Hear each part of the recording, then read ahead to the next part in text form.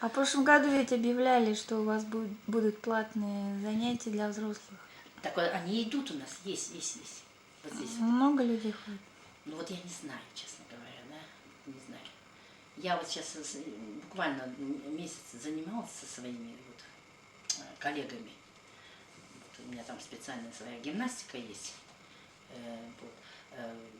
И я занималась по дыхательной гимнастике, плюс вот это вот по физике, значит, да, и биоритм монгольской лошадки называется. Слышали такое? Нет. Вот такая прекрасная гимнастика, прекрасная.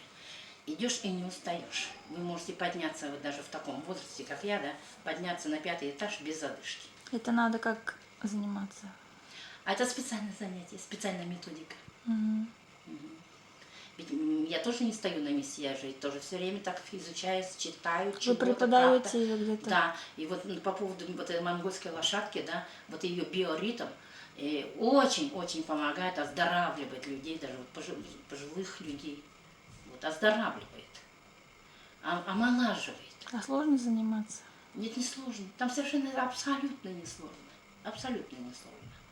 Вот. И даже незаметно, прямо с одного урока сразу вот, говорит, ну надо ж так, а я бы сейчас вот так побежала бы, да, и у меня бы уже язык на плече, говорит, было что-то ничего, как, почему так, то есть вопросы такие задают, и занимались учителя. И вот, пожалуйста, вот в Китае, да, вот такие вещи приветствуются, Угу. в любом городе. Но там все ушу с утра занимаются. Да.